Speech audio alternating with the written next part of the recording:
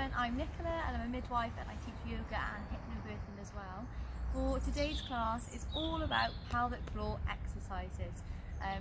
So I didn't particularly think this would be a passion of mine in my life, but it is. So yeah, I'm going to talk about why we do them, what they do and how to do them today, and we're going to practice them as well. So this is a focus just on pelvic floor exercises. These are important for everybody, so if you have or haven't had children, it's really important, no matter your age, we should all be doing our pelvic floor exercises to keep those muscles nice and strong. It's particularly important after you've had a baby that we do them to regain the strength of these muscles and to prevent us having any form of incontinence and things like that.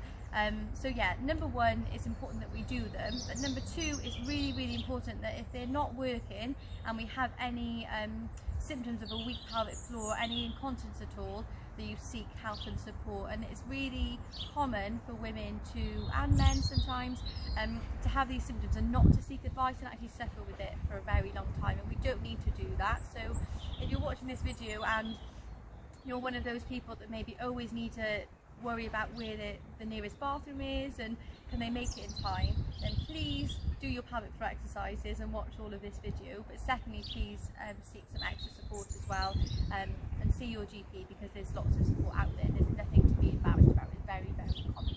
Okay, so firstly then, what is your pelvic floor? So your pelvic floor muscles are a group of muscles that work together. It's almost like a sling of muscles that support the internal organs. So it runs basically from where the pubic bone is at the front to near the coccyx where the back passage is, and it supports all those internal organs. Now, in pregnancy, obviously we have a lot of extra weight put on those muscles to weaken them, and obviously childbirth as well and labour can affect the strength of the pelvic floor muscles as well. So it's really important that we do these exercises to regain that strength there as well, and prevent any incontinence as well. And we can do these then every day as well, just to help keep them nice and strong.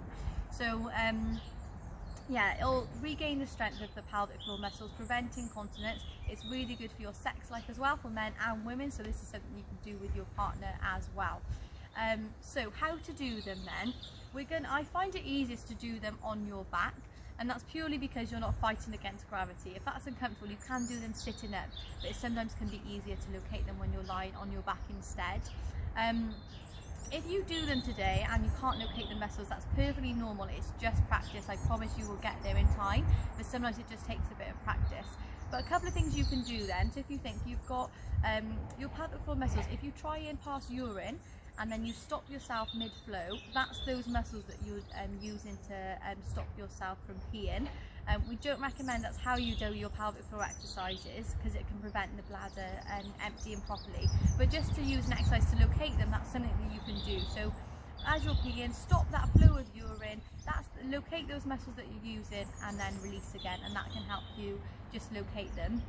The other thing is, if you're trying to stop yourself from passing wind, again, that's the same muscles of a pelvic floor that you use to do that. So there's a couple of little exercises that you can do to help locate them if you need to. Okay then, so to start with then, we're going to lay onto our backs.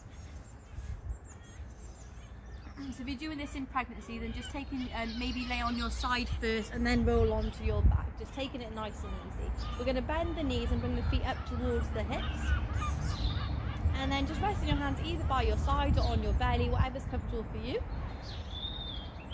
And then we're going to close our eyes. So the beauty of doing this at home is nobody is watching you, so pull funny faces if you want, just trying to locate the muscles. We're closing the eyes when you're ready. So visualising then that sling of muscles you've got supporting the internal organs, going from the front, from the pubic bone, all the way to the back passage near the coccyx. And all we're going to do is we're going to inhale and we'll try and lift and squeeze those muscles up. Lovely, and exhale to release them. So we're just going to do this a few times just to try and locate the muscles. So inhale to lift and squeeze, and exhale to release. Lovely, a few more. Inhale in to lift, exhale in to release. Lovely, and again, inhale to lift, exhale to release. Lovely, one more. Inhale to lift and squeeze, exhale, release. Perfect, well done. What we're going to do now then is we're going to inhale, lift and squeeze, and then we're going to hold the muscles and squeeze them for 10 seconds, but breathe normally throughout. We're not going to hold our breath. So when you're ready, be nice and relaxed again, closing your eyes. We're going to inhale, we're going to lift and squeeze the muscles of the pelvic floor, and then hold them for 10, 9, 8, 7, 6, 5, 4, 3, 2, 1, and release. Lovely, well done. We're just going to repeat that again. So remember, as we lift and squeeze, just to breathe normally throughout. We're not holding the breath at all, just to continue to breathe normally. Okay, so when you're ready, you're going to inhale, we're going to lift and squeeze, and then hold for 10, 9, 8, 7, 6, 5, 4, 3, 2, 1, and release. Perfect, well done. The next thing we're going to do then is this time we're going to squeeze and release 10 times. So it's just little squeezes, release, squeeze and release. I'm going to repeat that 10 times. Same again, breathe normally throughout. No need to hold the breath at all. So get nice and comfortable. Just take a few deep breaths just to relax the muscles of the pelvic floor a second before we do the next exercise. So a few deep breaths here.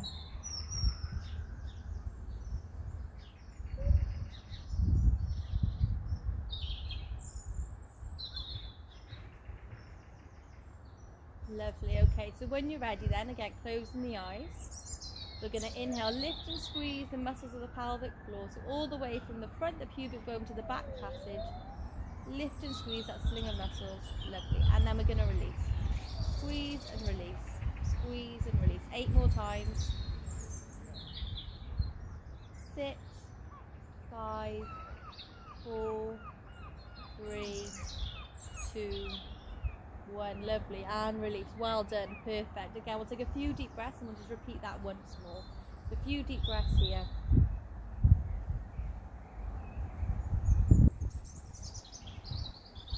And again, you might be doing this and not able to locate the muscle of the pelvic floor yet. That's perfectly fine. Just keep trying. It's just going to take practice to do these. We're going to repeat that once more then. So again, we're going to do 10 squeezes and release. Okay, so we're going to inhale, lift and squeeze, and release. Squeeze, release. Squeeze, release. Lovely. 7 more. 5, 4, 3, 2, 1. Lovely. Well done. And again, just a few deep breaths here.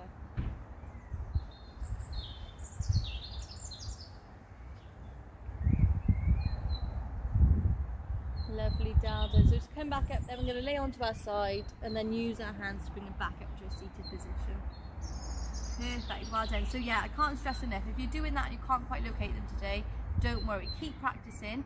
Do those exercises that we spoke about earlier. So maybe as you're next on the toilet, try and stop that flow of urine. Locate those muscles of the pelvic floor, and that might help you as you next do them. Or again, trying to prevent yourself from passing wind. Again, that's the muscles of the pelvic floor that you're using to do that.